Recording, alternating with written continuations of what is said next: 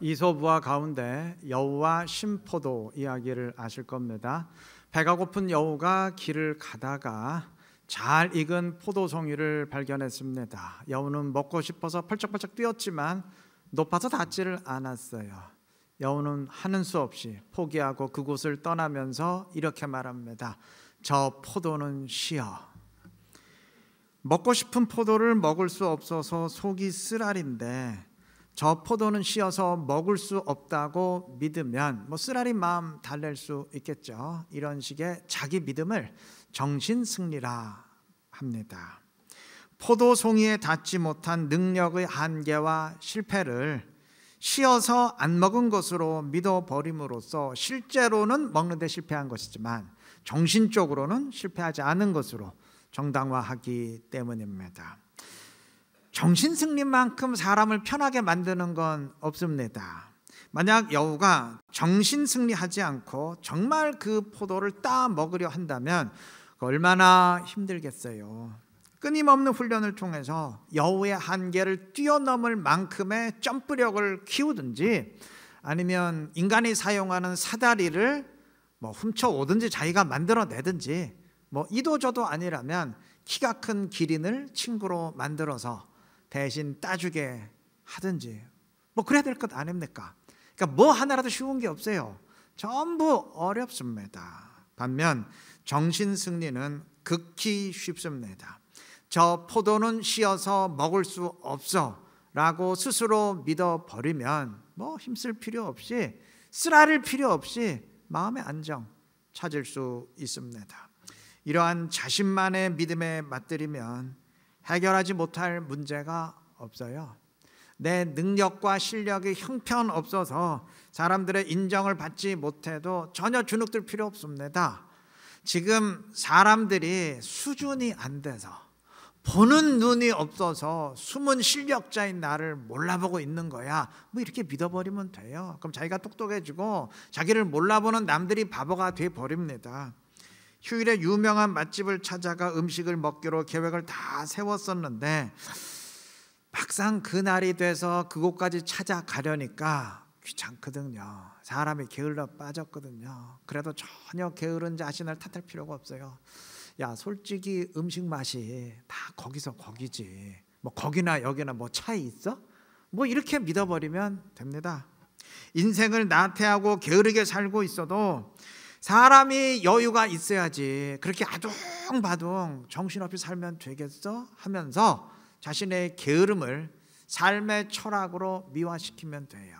혹 그게 잘 안 돼서 여전히 게으른 자신에게 화가 나려고 하면 마지막 수단으로 게으름은 타고난 천성이기 때문에 그건 인간의 능력으로는 절대 못 바꾸는 거야 이렇게 믿어버리면 됩니다. 신앙의 영역에서도 자기 믿음에 의한 정신승리는 차고 넘칩니다. 예배를 소홀히 하면서도 지금 내가 코로나 때문에 가고 싶지만 못 가고 있는 거야 이건 어쩔 수 없는 거야 라고 믿으면 돼요. 세랭복 축제를 진행하며 마음 한편에는 그래 나도 사람을 주님께 인도하기 위해 전도하기 위해 힘을 써야지 작심은 하는데 어찌어찌 하다 보니까 시간만 다 흐르고 별 시도를 하지 못했어요. 이거 내가 이래서는 안 되는데 하는 마음이 들지만 전도한다고 별수 있냐? 솔직히 내가 여태까지 전도해서 한 번도 성공한 적이 없었잖아. 그러니까 이번에도 하나 안 하나 결과는 마찬가지야 이렇게 믿어버리면 마음 편해요. 죄책감 느낄 이유가 없습니다. 교회적으로도 마찬가지죠.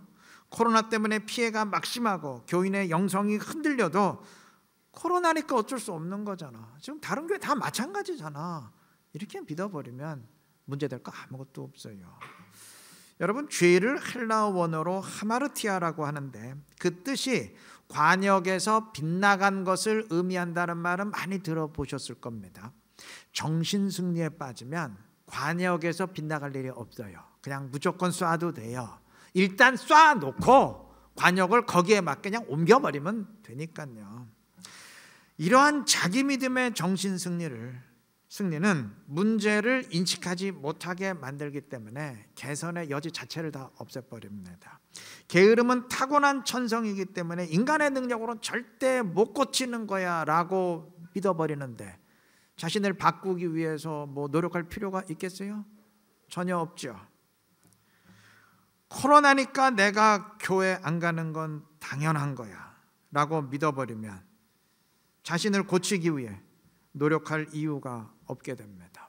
당연한 건데 그게 뭐가 문제인가요? 어차피 전도해도 마찬가지다라고 믿어버리면 시도할 필요가 없어집니다. 오히려 해도 안 되는 일에 막 힘을 기울이고 있는 게, 그런 사람들이 쓸데없이 노력을 기울이는 어리석은 사람들이 되어버리죠. 오늘 읽은 달란트 비유에서 한 달란트 받은 종은 주인을 심지도 않은 데서 거두고 해치지도 않은 데서 모으려 하는 사람으로, 다시 말하면 정말 해도 너무한 사람, 그냥 막무가내 무지막지한 사람으로 믿어버렸어요. 스스로 그렇게 믿어버렸어요. 그게 뭐가 문제인가요? 지금 주인이 그러하기 때문에 자신이 일을 못한 것이니 주인이 문제지 자기는 아무 문제가 없는 거죠. 그렇게 문제를 인식하지 못하는데 거기 무슨 변화가 있고 무슨 개선이 있고 무슨 발전이 있겠습니까? 스스로 만들어낸 자기 믿음에서 빠져나와야 됩니다. 여러분, 게으름을 삶의 여유로 믿는다고 해서 정말 자신이 삶의 여유를 지닌 사람이 되나요? 정신적으로 승리한다고 해서 현실도 정말 승리하게 되나요? 남들도 자기를 그런 사람으로 생각해 줍니까? 지금 코로나 때문에 내가 교회 못 가는 거야 라고 정신 승리한다고 해서 정말 그게 당연한 게 됩니까? 하나님도 그렇게 인정해 주실까요? 물론 피치 못할 사정으로 정말 코로나 때문에 못 오시는 분들이 있어요. 기저질환이 있거나 연로하시거나 정말 피치 못할 사정으로 못 오시는 분들이야 하나님이 당연히 그렇게 인정해 주시겠지만, 그 외 다른 분들도 하나님이 그렇게 판단해 주실까요? 포도 가신 게 아니죠. 점프력이 모자랄 뿐이죠. 삶의 여유를 지닌 게 아니죠. 좀 게으름에 빠져 있는 거죠. 코로나 때문이 아니겠죠. 영적 나태함에 빠져 있는 것이겠죠. 우리 현실을 정확히 보아야 됩니다. 그래야 문제를 문제로 인식하고 변화를 시도하게 됩니다. 스스로 만들어낸 그 핑계와 합리화와 변명에 불과한 자기 믿음은 해로운 믿음, 빨리 버려야 됩니다. 그 자신을 고쳐 나가야 됩니다. 스스로 만들어낸 믿음은 다 버리고 진짜 믿음 지녀야 됩니다. 내가 지금 코로나라는 장애물에 걸려 넘어졌지만 일어서기 위해 결단하면 주님이 도와주셔서 이기게 하신다. 그 믿음 지녀야죠. 그건 사실이니까요. 전도를 하건 안 하건 결과는 마찬가지다라는 생각으로 지금 주저앉아 있는 건 그건 다 핑계일 뿐이다. 내가 영혼 구원을 위해 순종하면 결과가 있건 없건 주님이 칭찬해 주시고 그 순종 자체를 영적 승리로 인정해 주신다. 정확한 사실이잖아요. 그것에 대한 믿음 지녀야 되겠죠. 그 믿음은 진짜 믿음입니다. 내가 정신 승리를 위해서 스스로 만들어낸 믿음이 아니고 정확한 현실 인식이기 때문입니다. 여러분, 그리스도인의 믿음은 정신 활동이 아닙니다. 정신 승리가 아닙니다. 현실에 대한 정확한 인식이에요. 사실에 대한 정확한 깨달음입니다. 물론 정신 승리가 다 이렇게 해로운 것은 아니에요. 굉장히 유익한 정신 승리도 있어요. 예를 들어서 어떤 사람이 사기에 휘말려서 큰 돈을 잃었어요. 자, 이때 나는 왜 이렇게 속았는가 낙심하고 무너질 수도 있죠. 그런데 어떤 사람은 사기를 당해서 전 재산을 잃어버리고 파산하는 사람도 있는데, 그래도 난 이 정도로 끝났고 다시 시작할 수 있으니까 참 감사하다, 다행이야 라고 스스로 믿는다면 정신건강에 큰 도움이 되겠죠. 어떤 일에 실패했을 때, 그래, 실패는 성공의 어머니라고 했잖아. 이번 실패 비록 쓰긴 하지만 그러나 내 인생의 큰 자양분이 될 거야 라고 스스로 믿으면 도움이 되겠죠. 그렇지 않겠습니까? 가난하기에 궁핍하고 여유가 없는 사람이라도 낙심하는 대신, 그래, 예전에는 뭐 왕이나 귀족들도 뭐 기껏해야 말이나 타고 마차나 탔지 자동차 타본 적 있어? 버스하고 기차 타본 적 있어? 예전에 뭐 왕들이라고 카페에 가서 커피 마셔본 적 있어? 그네들 휴대폰 사용해 본 적 있어? 영화관에 가서 영화라도 한 편 본 적 있어? 없잖아. 나는 지금 예전에 왕이나 귀족들도 하지 못하던 일을 누리고 있는 사람이야 라는 식으로 스스로 믿어버리면 가난함 때문에 우울해하는 대신 밝은 마음 지닐 수 있겠죠. 자, 이런 식의 정신 승리는 상당히 긍정적이에요. 해로울 이유가 없어요. 오히려 바람직하고 세상도 칭찬합니다. 하지만 그리스도인은 이러한 긍정적인 정신 승리를 하시되 여기에 만족해서는 안 돼요. 그리스도인은 긍정적인 정신 승리를 넘어서 현실을 정확히 인식하는 진정한 믿음 지니셔야 됩니다. 세상의 긍정적인 정신 승리를 칭찬하는 것은 현실을 어찌할 수 없기 때문입니다. 현실은 내 마음대로 못 바꿀 때가 많아요. 바꿀 수 있을 때도 있지만 거의 대부분 못 바꿉니다. 사기당한 현실, 실패한 현실, 가난한 현실 못 바꾸거든요. 그러니 마음을 바꿔서라도 위안받고 용기를 얻어야 하지 않겠어요? 그렇게 스스로 믿어서라도 용기를 내고 살아야 되지 않겠습니까?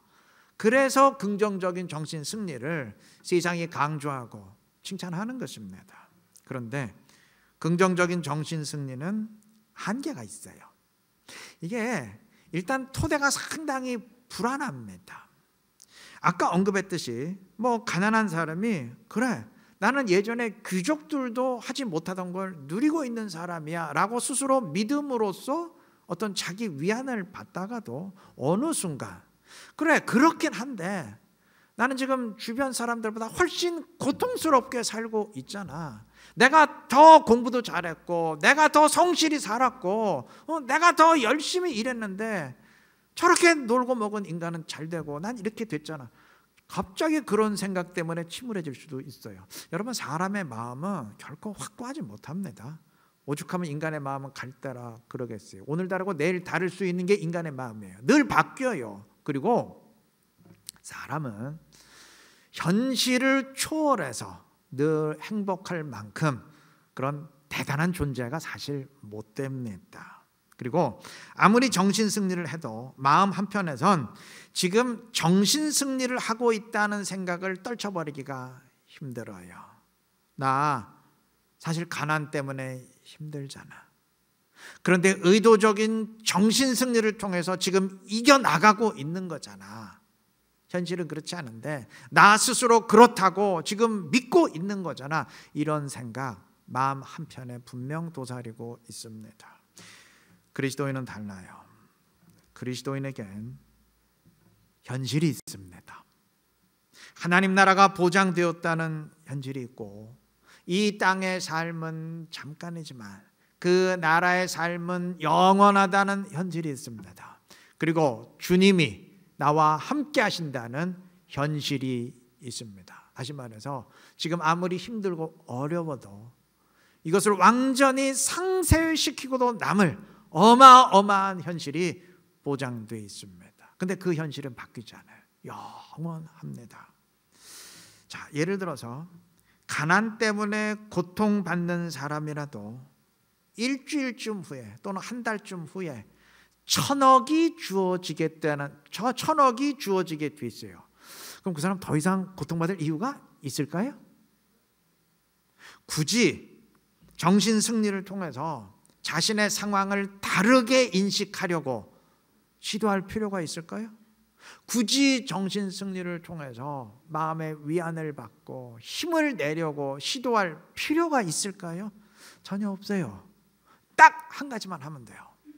자신을 위해 보장된 현실, 자신의 현실이 어떠한지를 정확히 인식하기만 하면 됩니다.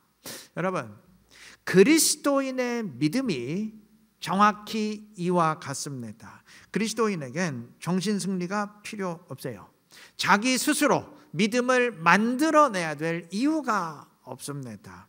해로운 정신 승리는 당연히 쓰레기통에 버려야 되고 긍정적인 정신 승리도 굳이 필요 없습니다.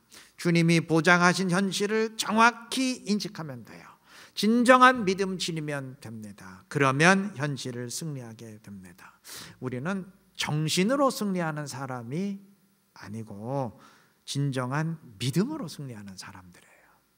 현실은 실패하는데 정신 속에서만 승리하는 사람이 아니고 현실 자체에서 승리하는 사람들입니다. 현실을 정확히 보시기 바랍니다.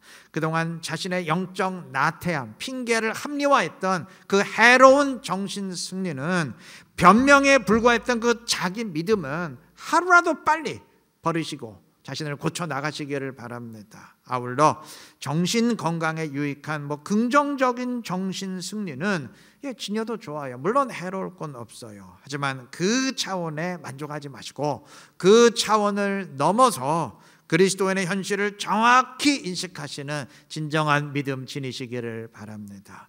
그래서 은혜를 은혜로 깨닫고 은혜에 이끌려 새로운 차원의 삶을 살아갈 수 있는 지혜롭고 신실한 우리 모두가 되시기를 바랍니다.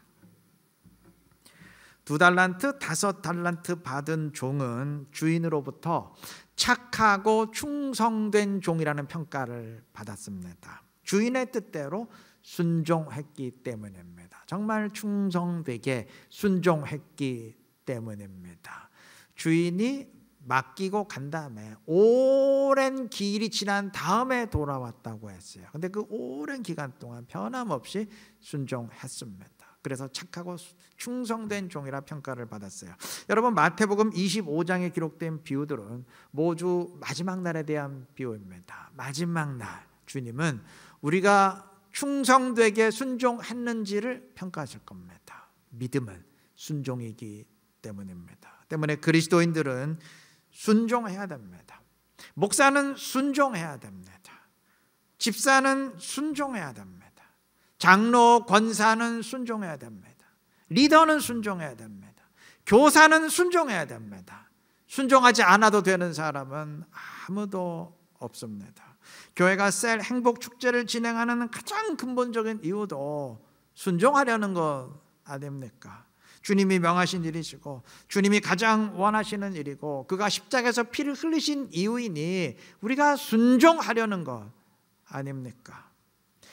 삼국지에 보면 왜 유비, 관우, 장비 나오지 않습니까? 근데 관우가 유비의 가족을 보호하기 위해서 어쩔 수 없이 잠시 동안 조조에게 몸을 의탁했던 적이 있어요. 자, 이때 조조는 어떻게 하든지 관우를 자기 부하로 끌어들이기 위해서 정말 별짓을 다 합니다. 그냥 허구한 날 크고 작은 연회를 베풀고 향응 제공하고 온갖 재물과 보석으로 유혹하고 별짓을 다 하는데 관우는 꿈쩍도 하지 않아요. 조조가 관우에게 명품 도포를 선물하자 관우는 안 입을 수 없으니까 입기는 하는데 그 안에 허름한 도포를 끼워 입고는 이 허름한 도포는 내 형님 유비가 준 것이기 때문에 그분의 온기를 느끼고 싶어서 내가 절대 벗지 못하겠어 말하면 아주 조조의 속을 그냥 뒤집어 놔요. 그러니까 조조는 이제 해도 해도 안 되니까 그냥 어쩔 수 없이 관우를 떠나 보내는데 그를 조금이라도 더 보기 위해서 눈앞에 소나무를 베어버려요. 아마 이때 조조의 마음속에는 관우에 대한 애착심과 더불어서 저렇게 충성스러운 부하를 둔 유비에 대한 그 질투심도 가득했을 겁니다. 예나 지금이나 지도자는 마찬가지예요. 정말 충성스러운 부하를 태산처럼 여기는 법이에요. 제가 언젠가 회사 사장님들이 쓴 책을 언급하면서 CEO들이 가장 원하는 사람이 충성스러운 사람이라는 말을 한 적이 있어요. 제가 하는 말이 아니고 CEO들이 하는 말입니다. 이게 구시대적인 사람으로 비난받을까 봐 노골적으로 말을 안 하고 있을 뿐이지 충성심이 능력에 앞선다는 것은 그건 100% 확실한 사실입니다. 여러분, 주님도 마찬가지. 주님이 가장 원하는 사람은 충성하는 사람입니다. 충성스러운 종을 원하십니다.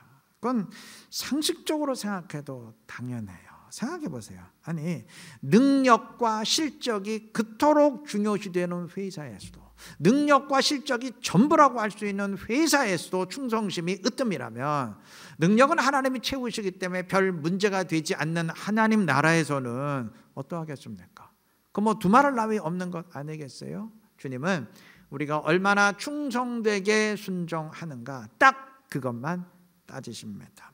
아무리 교통신호를 무시하는 사람도 만약 교통경찰이 바로 앞에서 지켜보고 있다면 신호 지키게 됩니다. 만약 그래도 신호 안 지켰다면 그 사람은 지금 경찰을 못 본 것이겠죠. 마찬가지로 그리스도인이 순종하지 않는다면 나를 지켜보고 계시는 하나님을 지금 못 보고 있는 거예요.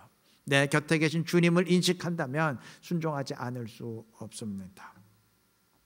성공하는 사람들의 7가지 습관이라는 책을 쓴 스티븐 코비가 그 후속편으로 성공하는 사람들의 8번째 습관이라는 책도 썼어요. 7번째 습관은 대대적인 히트를 쳤지만 이 책은 별로 알려지지 않았는데, 그 책에 이런 일화가 있습니다. 아내가 남편과의 관계를 호전시킬 방법을 찾다가 세탁을 열심히 하기로 마음 먹었어요.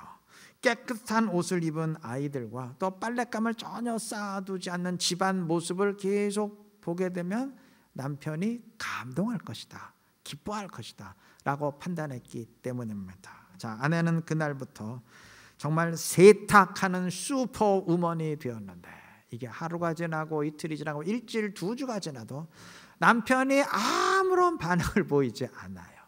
아내는 이 인간은 잘해줄 필요가 없다니까, 그냥 화가 치밀어 올랐는데, 그러던 어느 날 남편이 침대볼을 갈지 않은 상태에서 무심코 잠자리에 드는 모습을 보고 불현듯 깨달았어요. 아, 그래, 이 남자는 아이들의 깨끗한 얼굴이나 깨끗한 바지에는 전혀 관심이 없는 거야.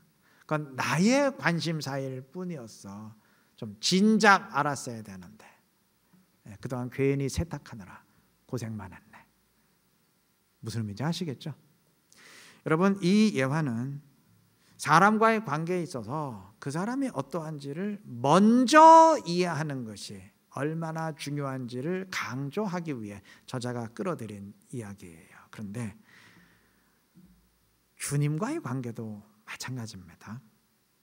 착하고 충성된 종이라는 평가를 받기 위해선 당연히 순종해야 하지만 주님이 무엇을 원하시고 무엇에 관심을 기울이시는지 그것부터 먼저 이해를 해야 됩니다. 그것부터 먼저 파악을 해야 돼요.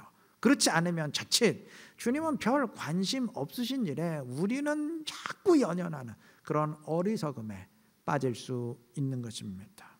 주님이 가장 중요하게 여기시고 가장 간절히 원하시는 일이 무엇인지는 우리가 다 압니다. 왜냐하면 바로 그것을 위해서 주님이 십자가에서 피 흘리셨기 때문입니다. 뭐죠? 영혼의 구원이죠. 죄로부터 사람을 구원해내는 구원이죠.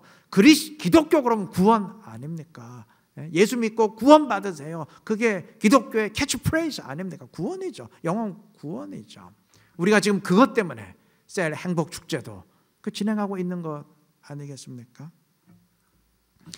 아주 탁월하고 뛰어난 축구 선수가 있는데 만약 그 선수가 외국어에도 능통하고 악기도 잘 다루고 봉사 활동도 잘하고 그러면 칭찬받겠죠. 야, 저 선수는 저런 것도 잘하네. 사람들의 칭찬받아요. 근데 만약 훈련을 게을리해서 축구는 형편없이 하면서 지금 방금 말씀드린 것에 집중하고 잘하면 그 사람들이 뭐라 그랬어요? 저거는 왜 지 할 일은 제대로 못하면서 왜 쓸데없는 데만 관심을 쏟냐? 그 비난하지 않겠습니까? 우리도 마찬가지예요. 교회도 마찬가지고 개인도 마찬가지입니다. 주님이 가장 중요하게 여기시는 영혼 구원에 힘을 기울이면서 다른 것들도 순종하면 주님으로부터 야, 너희들은 그런 것까지 잘하는구나 칭찬을 받아요. 그런데 영혼 구원에 힘을 기울이지 않으면서 다른 것들 잘 하려고 하면 주님 뭐라고 하실 것 같아요? 너희는 왜 하라는 일은 안 하고 다른 데만 신경을 쏟냐? 주님 책망하지 않으시겠습니까? 예, 맞아요. 책망하십니다. 정리하면 우리가 영혼 구원에 힘을 기울이면 다른 모든 것들도 빛나게 되지만 만약 이 일을 등한시하면 다른 모든 것들 잘해도 다 빛을 잃게 돼요. 쓸데없는 일이라 책망받게 됩니다. 이 사실 꼭 기억하시고 우리 모두 주님이 가장 중요하게 여기시는 일에 함께 순종하시기를 바랍니다. 지난주에 강조했듯이 주님은 충성된 순종 딱 거기까지만 따지시고 결과는 묻지 아니하시니 내가 순종했다면 결과가 어떠하건 영적 승리로 인정해 주시니 순종만 하면 될 것 아닙니까? 뭐 시도만 하면 될 것 아니겠습니까? 결과가 어떠하든 우리 순종하면서 충성되게 순종하면서 영적 승리를 이어가시기를 바랍니다. 그래서 착하고 충성된 종이라 칭찬받으며 주님의 더 큰 기쁨이 될 수 있는 지혜롭고 복된 우리 모두가 되시기를 그리스도의 이름으로 축원합니다.